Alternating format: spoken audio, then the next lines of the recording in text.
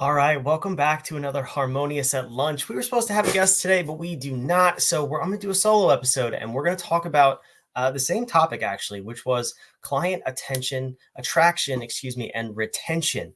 And I'm not going to touch so much on the attraction piece of this. I think that these two could be broken down into two separate categories. So what I want to do for this episode is really just talk about client retention and how you maximize your retention, and think about it a little bit differently than I think a lot of people do in this sort of industry. So this is going to work across all industries, no matter if you're serving B2B, B2C. At the end of the day, it's all H to H. It's human to human. And if you treat people like human beings, these strategies work because we are all humans who just want to feel like the person we're dealing with actually cares about us. So that's what we're going to talk about a little bit today. Now, just a quick reminder of why we're here. We are here to talk about business as it pertains to the harmonious architecture, the harmonious business architecture. And that is the 10 fundamental disciplines you must master in order for your business to grow, succeed, and scale to any level. These strategies work at the Fortune 100 and they work at a brand new startup that doesn't have a single customer. There is no business where two people exchange money for value where this architecture is not present, and therefore it must be mastered. So if you're watching this video, I just want to point out a couple things. I am redoing my office. I'm creating a little sound studio here. So right now I have styrofoam walls, and it's not that pretty, but hey, if you're listening, you can't see what I'm talking about, go on over to YouTube, check out the podcast, and of course, subscribe. This should be done in the next couple of days, so I'm excited for that to happen, but let's dive in here. We actually talked about this topic a little bit on our Inner Circle preview show last Wednesday, and I think it deserves a little bit more attention than just the short, I think, 3 to 5 minute segment that we had on that show. So really what we talked about was the difference between customer service and customer experience. Now, customer service is often a reactionary element of the business. And typically when you think about big companies, think about like Verizon or T-Mobile, if it's what am I trying to say? If it's a phone carrier, there we go. Try to get my words under me today. Or maybe it's something like Amazon and it's this massive scale of a company. What is customer service? They're throwing their lowest paid employees there, and they're kind of just hoping that nobody ever comes to them. And if they do, they handle the problem and it goes away. Well, that is a really bad way to handle service. If you look at the flip side of that coin, and companies that really master the term of service, think about like the Ritz-Carlton or the Four Seasons, like really, really upscale hotel chains. I actually was fortunate enough to stay at a Ritz-Carlton recently, just a couple of weeks ago. And my first experience, and truly it blew me away. I was surprised by the level of service. Now I've read books and I've heard stories about it, but I never actually experienced it firsthand. And there's only so much you can get from a book. Another example would be Nordstrom. And there's a book on Nordstrom. And there's, like I said, books on the Ritz-Carlton and the Four Seasons and their level of service. But until you actually go there and you experience it, you don't fully grasp what they're talking about. But you also have to have something else to compare that against. So let's think about whatever the worst hotel experience that comes to mind for you is. Just have that in your head. And same thing with shopping. We'll take Nordstrom, the worst shopping experience, retail in-person shopping experience that you've ever had. Compare that to what a Nordstrom would be like. Now, when I walked into the Four Seasons, this was in New Orleans, if you've ever stayed there. When I got in and I got up to the checkout, immediately what you notice is a calmness. There's no long lines waiting for people waiting to check in. There's no angry staff. There was this calm and welcome feeling in the hotel. And just to compare side by side, I am a Marriott Bonvoy member. I have Marriott points coming out my ears. I always stay at Marriott's whenever I travel. The Ritz-Carlton happens to be a Marriott brand. So this even for me was out of the norm. At the normal Marriott hotels I stay at, like the Courtyard, Fairfield, whatever that kind of level is, when you walk into a hotel of this caliber, of this luxury, and a hotel where you could tell they prioritize the customer experience over the service, it's different and you could feel the difference. So, where am I going with all this? You can tell when you go into the Ritz that every little detail was thought about, not from the perspective of serving the customer, but actually manipulating for good their experience. And engineering is probably a better word, engineering their experience. So when you go and check in, they have water bottles at the checkout counter. Okay, that's fine. A lot of hotels have that. They also have complimentary um, like vouchers to go to the bar, which was right next door because I got in late. They had a coffee station set up right outside the elevators every morning. And they had all of these little tiny things that are not individually unique. A lot of places have all these different things, but the way they were laid out and the sequence with which they happened is what made it unique. You could tell someone sat down, or a group of people sat down and said, what would create the best full immersive experience for our customers as they walk through their day when they stay at this hotel. Another fun little thing was by the front door, they had a little welcome basket specifically for runners. And it said, welcome back from your run. Please take a cool water on us. And they had iced water bottles at the front door. Well, they know that they've studied their clients, and their ideal avatar most likely works out and goes for the run or for a run in the morning, or at least a walk. And they would appreciate this little basket of cold water. Those little things are how you can tell that the company that you're working with really prioritizes experience over service. Now let's look at the flip side. Customer service, back to the probably lowest level employee, unfortunately, is just there to mitigate a negative situation. And I know that sounds bad, but that's how most companies look at service. They think that they can just hope that nothing bad comes through the door of their service department. And then also that when it does, the person on the other end in their company representing their brand is going to have the wherewithal and the skill to be able to handle this angry customer. And a lot of times it is angry. I think if you look at the stats behind customer service interactions, the majority of them are when people are frustrated, upset, or when there's at least a problem with their order, their item, whatever it may be. They're going to customer service because they need help with an issue. So already tensions are elevated. So when you have a less than competent employee, and the only reason I say that is because a lot of times these positions are not fully trained, or they're not well trained. They're trained to the bare minimum to get by and then pushed off into the job. When you throw somebody at that level of employee, and often someone who's not tied to the mission, vision of the company and the core values, and they're just trying to get through their day and they're there for a paycheck, you have a recipe for disaster. You compare the two different levels of service. You compare the level that focuses on experience versus the level that doesn't even prioritize service. And there is a vast difference between the two. And that's where things start to develop. So back to the Ritz example, this wasn't with me directly, but I was checking out as another couple was checking out, and they had an issue with their bill. So I could tell that they were going through line by line their itemized bill. And the manager immediately stepped over, was helping them, was dealing with them, and he personally went line by line with them. I have never seen that at a hotel in my life. I have never seen where the manager proactively went over, mitigated the situation, made sure that everything was calm and okay, and no other customers were affected by this. And he took the time to go through the bill line by line and explain exactly what was happening. My checkout experience was purposely long because I was watching this happen. I was so blown away by the experience.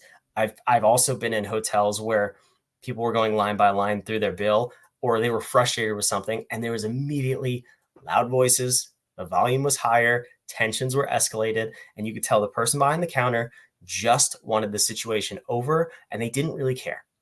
So what's What's the difference and what do we do about it? Well, I'm going to give you something that we can do. It's a simple method that I learned about 4 years ago at this point, and it's called the TAR method. TAR. And it's a simple acronym that stands for thank, acknowledge, resolve.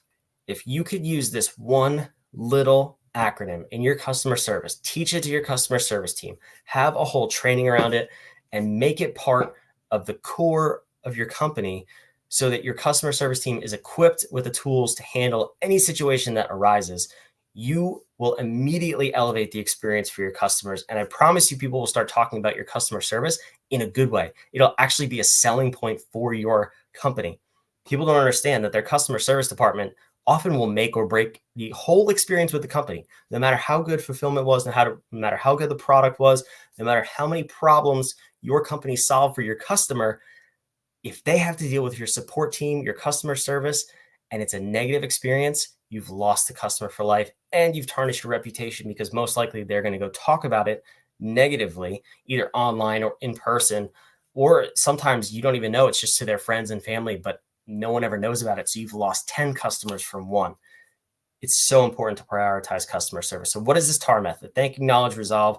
You go through in that order, and it's 3 simple steps. Whenever a customer reaches out to you with a problem, a question, an issue, whatever it is, it doesn't even have to be related to your company. You thank them for reaching out. Thank them for bringing the problem to your attention. We want to reinforce positive behavior. So you have to think, when you're training a dog, or I have 3 little kids, when you're training little kids, what do you want to enforce? The good things, right? You don't want to necessarily yell at them for the bad things, because then they're going to keep doing that, because that's what they're getting attention for. So you want to give attention to the good, to what you want more of. Well, if a customer has a problem with any part of my service or my product, I want to know about it. I don't want them telling other people before I've had the chance to address and fix that problem. So I want to reinforce that positive behavior. I am so grateful that you came to me with this problem, that you brought this to our attention. So thank you for reaching out. I really appreciate it. A lot of times you'll get one of 2 things. You'll get the apologetic reach out, where a customer says, I'm so sorry to bother you, but I had a problem with my product. Okay, so first we want to thank them and let them know that don't apologize. I'm thanking you. Thank you for doing this. It's not an inconvenience. Thank you. Or you'll get the immediate angry, I can't believe this product doesn't work. I spent so much money on this, blah, blah, blah. Okay, well, still thank you. Thank you for reaching out. I appreciate you bringing this to my attention. I'd love to figure out what's going on and help you get to the bottom of it. So that's step 1. It's very simple. Thank. So we are thanking the customer for reaching out and bringing this problem to our attention. Step 2, the A, acknowledge. Acknowledge that they have an actual problem, or the reason for them reaching out is valid. This I see a lot of times in customer service, and it's the immediate matching of energy. You do not want to match energy in customer service and customer experience. If you've heard in sales, matching and mirroring, that would be a disaster in this scenario, in this context, where if you're in a sales scenario, you want to match somebody's energy and mirror their body language and mirror their tone and all of that to show that you're on the same page, right? Well, if someone comes at you angry in customer service and they're up here with their anger, and you come up here with their anger, there's only one direction for that anger to go, and that's through the roof. So you want to always acknowledge their problem, de-escalate the situation. I always say, and people make fun of me for this, I think about customer service as a terrorist hostage negotiation. Am I being dramatic? Of course I am. That's what I do. Deal with it. But it is true. You're basically in this tense negotiation until you both know that no one's trying to kill each other and there is a solution. You have to de-escalate and keep your emotions completely out of it. Keep your emotions, your ego, your feelings, whatever, completely off the table. So far we've thanked and acknowledged. So we are acknowledging that they have a problem, whether they're level 10 angry or they're calm and apologetic about whatever the issue is. You want to make sure that you're acknowledging their concerns, that they are valid, and they have every right to feel the way they do, whatever that feeling is. You don't want to say things like calm down or please lower your voice. Pretend you are just a roll of bubble wrap and nothing can hurt you. You just have to take your, like I said, your ego and your feelings off the table, acknowledge this other person so that you can get their energy level, whatever that may be, positive or negative, down from where it was. Even if they come at you apologetic, a lot of times that's just the start of the conversation. And if they don't hear what they want to hear, they'll escalate to a 10 real quickly. So if we start by thanking and then we acknowledge their concerns, we have now showed that we are on that person's side.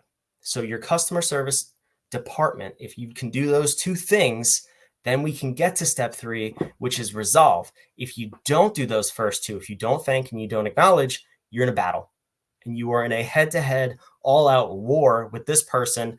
They're not going to stop until they win, and your customer service department, human emotions and egos get in the way, probably not going to stop until they win.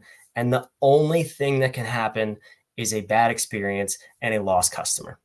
I've never seen it happen any other way. You can't get in a fist fight with somebody and then walk away and be best friends afterwards. That only works in the NHL, and that's not what most people come to buy a product or service from. So we're going to avoid that. So we thank, we acknowledge, and now we can resolve.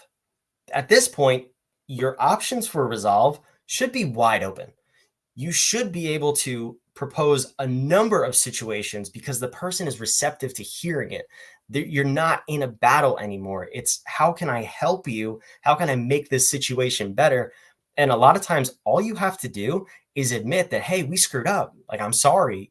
This is not the way that we intended this process to go, whether you're selling a service, a product, a physical product, a digital product, whatever it is. Say, I am so sorry. This is not a fair representation or a good representation of our product or our company or our service. I would love to make this up to you.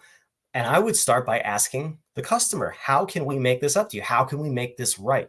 A lot of times the resolution, instead of just spit firing solutions or potential solutions, you want to ask them for their feedback. Now, this doesn't work in every single scenario, but a lot of times it'll get you at least 90% of the way there. So what you could say is, let's take the hotel example with the couple at the Ritz. If the manager were to say, I am so sorry, we messed up this item on your bill. How can we make this situation right? Well, they could go one of two ways. If you've accomplished the first two, thank, acknowledge, they will most likely underplay the solution that will make them happy. And what I mean by this is if you're going head to head and you ask this question, what can I do to make this right? A lot of times people they'll shoot for the moon because they're trying to win. They're trying to beat you and assert their dominance and make sure that they have the upper hand at the end of the conversation. This is a dangerous place to be because what they're going to ask for is 10 free nights at the Ritz. Well, that's a lot of money, and we're not going to go ahead and do that. And then we're back in this head-to-head battle. Instead, if this manager can say, can de-escalate, so thank, acknowledge, we've de-escalated the situation. Now, I'm so sorry we messed up. What can we do to make this better? A lot of times they'll just say, hey, can you just take that item off of our bill and we'll be happy. We'll go on our way. And what does that cost the hotel?